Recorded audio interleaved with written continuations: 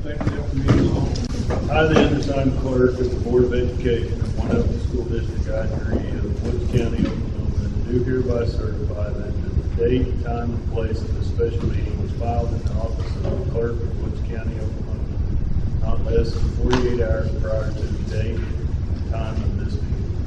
I also certify that at least 24 hours prior to the meeting, excluding Saturdays, Sundays, and holidays, the date, time, place, and agenda of this meeting was posted in prominent public view at the location of this meeting. Witness my hand and seal of the school district this 14th day of November 2017. First, here. George. Here. John. Here. Olson. Here. Okay, we'll call this meeting to discuss what proposed bond issue we're getting ready to have. I think everyone should have a drawing. It's a rough sketch of what we're going to do. And we had this meeting, so if anybody has any suggestions, comments, or what we feel, we'll go ahead and listen to it and see. With that, I'm going to turn it over to Mr. Klein. Okay, thank you all for coming. We've got Chris Richardson and Gabe Craig here from Joey Hall. They're our construction managers. They are the ones that help facilitate the change that we have in our gym and cafeteria. And they'll be with us hopefully on this next project if we pass this bond.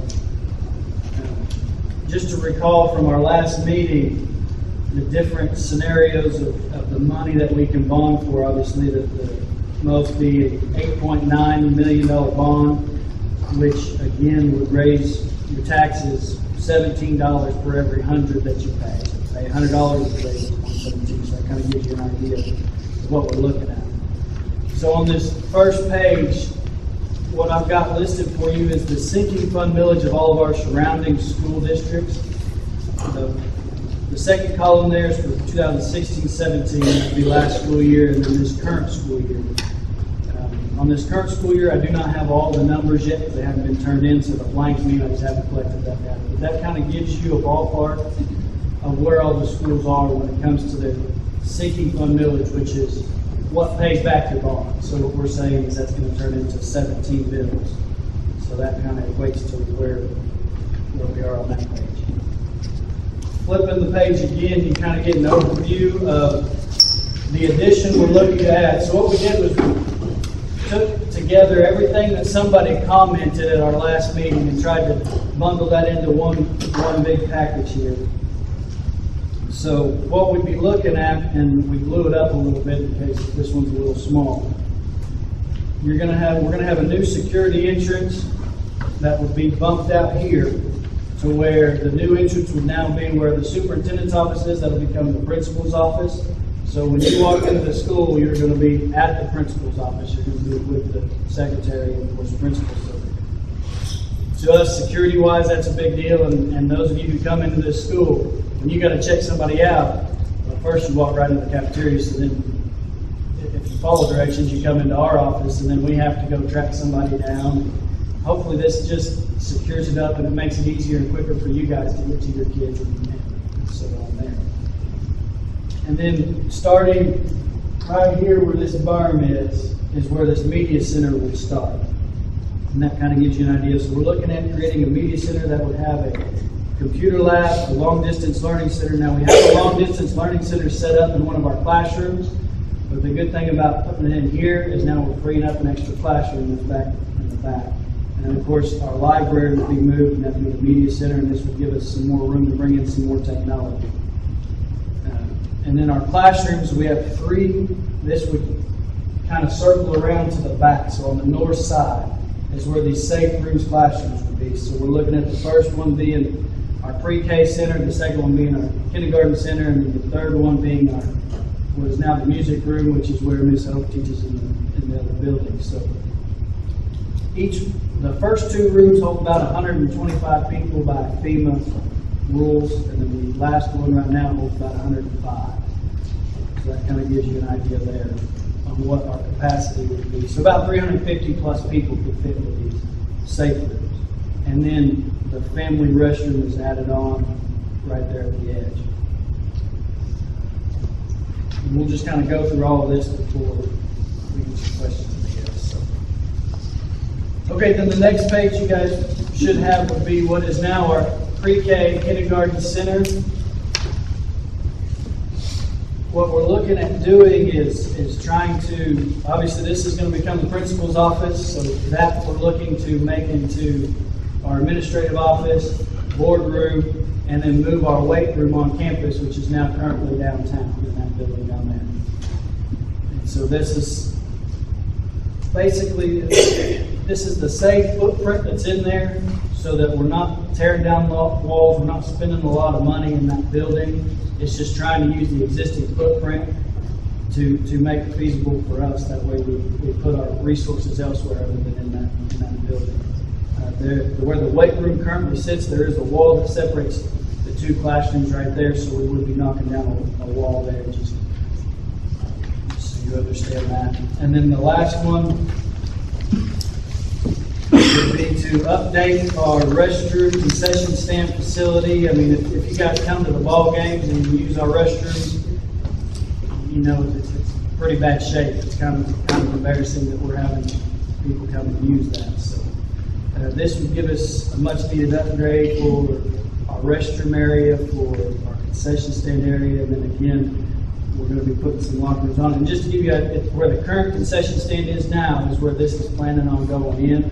So that'll put all the bathrooms, everything right there by our stands. So when our people come out of the stands, they don't have to walk to there to pee. It's all going to be right there. To me, that's a safety concern because everybody's parking there. I've got a 2-year-old, they need to go to the bathroom, then they take off running. What happens if one of those cars decides to back up? I mean, it just kind of worries me. So that puts that right there next to the stand. So that makes it a lot easier for our community out there. That's just kind of a quick overview of what we're going to be building. Now, in addition to this, some of the things you're going to see is a new roof for this building, for that elementary building is going to need to be put on. New HVAC will be going through this whole school. And then we'd like to do a little bit to every single classroom to help spruce it up with us, putting in new lighting, ceiling, whatever we can do to help in every classroom, so every classroom in this building kind of gets a little bit of a makeover. And that would bump us up to that, around that 8.9 is kind of what we're figuring on this. So that's just a quick overview, and for that, I'll turn it back over to you guys if there's any questions. Any questions, comments from anybody out there? Or the construction manager like to make any comments? Can. Good planning here. The last, I don't know how many times we've met over the last 4 or 5 months, would you say, Mr. Klein? We feel good about what we've done on paper and good opportunity for your town and set your school up. And I know you've got roofing problems and help solve your heat and air problems. So. And concession stand, and safe room, and security on the front of your building, which is obviously important. So Scott's done a good job with some direction from the school board of making these priorities. So I think it's a good plan going forward. Y'all got any questions for us? Yes. Exactly. What are your qualifications? You said construction. Sure. So our job for construction, hired as a construction manager of risk. We did the gym and the lobby as well.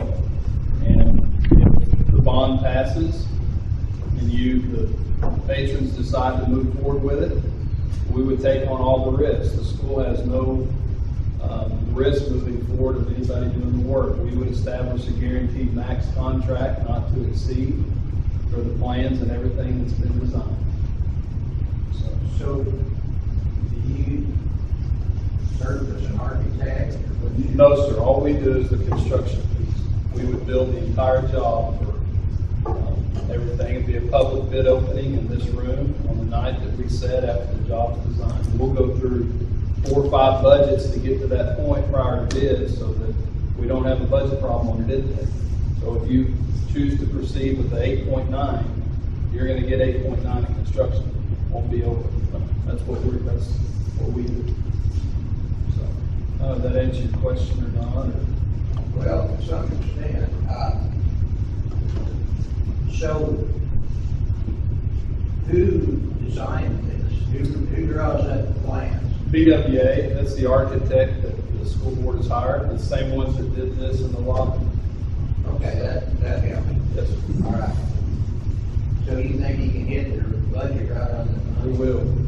We're not perfect at it, I'm not gonna lie about that, but we were under budget on this, so, and that's pretty competitive, quality work, so. Well, the reason I asked that question was I was involved when we built this building. Yes, sir.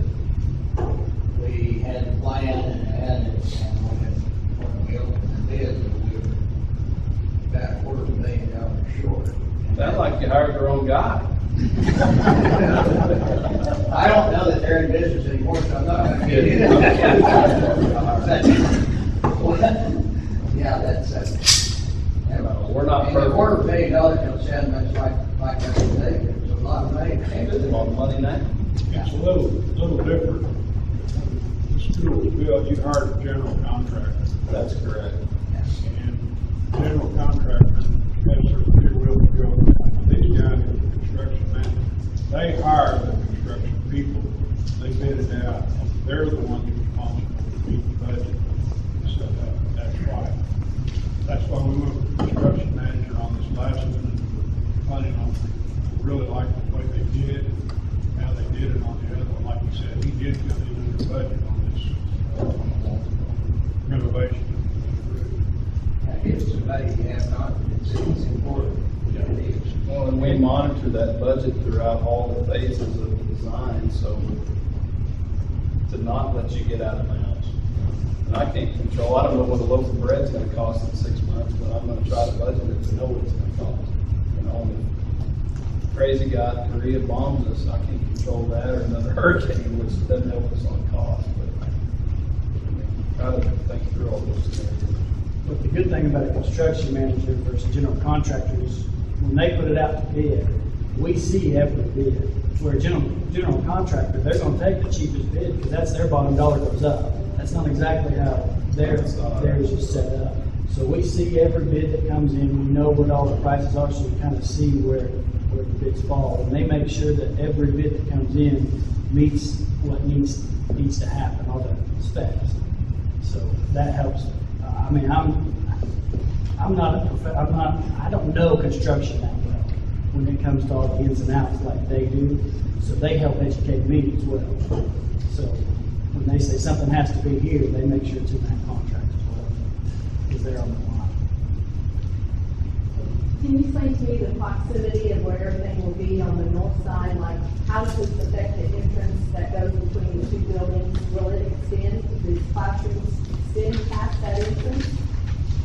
Okay, so just to kind of give you a little idea, a reference, the northwest corner where that long distance learning center is, that corner sits almost right where that big tree sits out here.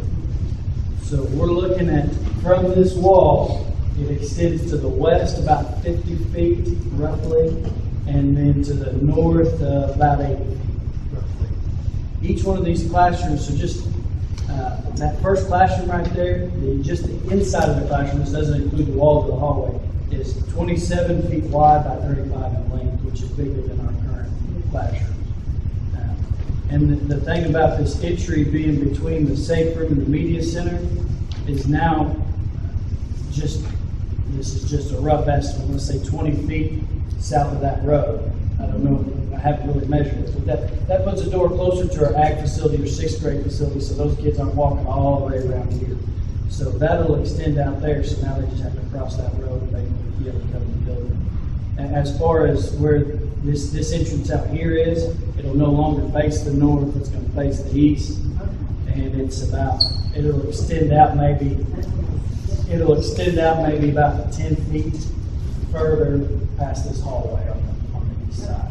That's what I was envisioning, but I wanted to make sure if I was Yes. doing that. And with doing this and where we're building it, I mean, you guys see a little bit of a ramp. We're looking at putting about 1.5 It's gonna be built up about 1.5 feet. Now, we're trying to solve our water problems. I mean, if you guys had elementary kids come through here, you know the stream that constantly runs, and we've got pallets out there to try to help our little kids not get in the water. So at the same time, we're building it out there and gonna be fixing our water issues with it. And that's built into the budget as well, to fix our drainage issue. So that once we build this, we don't want it to flood into the school, back into the school. How long a time the bond passes and we go forward with that, how long does it take to build this? Okay, I'll kind of talk on that. You make sure you keep me in line. You've done several of these. Okay, we're looking at running the bond, where the patrons will vote March, so it'll be a March 6th vote. So by the time we collect the money, they can't put it out to bid till we get the money, so that's about 60 days. All in all, we're looking at probably starting digging in September is where we'll start breaking ground. We'll look to have all this school side finished. Probably the last thing that'll happen is the elementary being fixed, because I got to get this built before I can move kids out. We would say August the 19th would probably be a good. I mean, we should be able to be in our rooms start of August 19th. Should be an easy figure. Would that be assuming there's no flooding? I mean, the weather obviously can play a role in it, but that would be. You're going through a winter time, so that's a wild card, but try not to displace any kids or any teachers. So yes, no pressure. Don't put that in minutes. With everything being done, hopefully December, for sure by the end of that school year.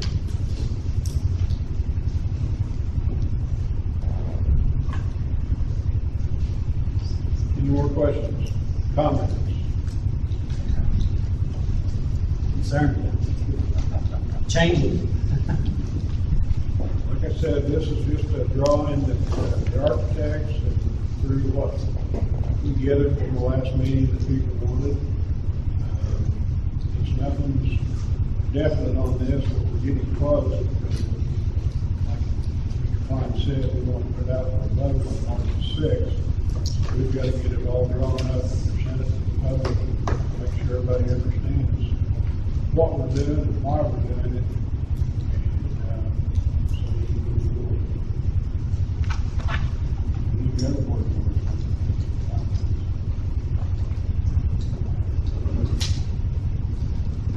Well, I really like the design, I especially think the pre-K and kindergarten will really like having those bathrooms like they're adjacent to their classroom. I think that would be a benefit to them.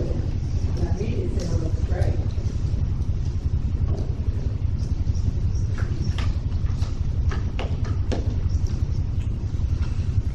And so this I is don't know the about time. everyone else, but I know I'm really excited for this. I think it's great. I certainly hope it passes. So I think people would be fools not to be voting for this.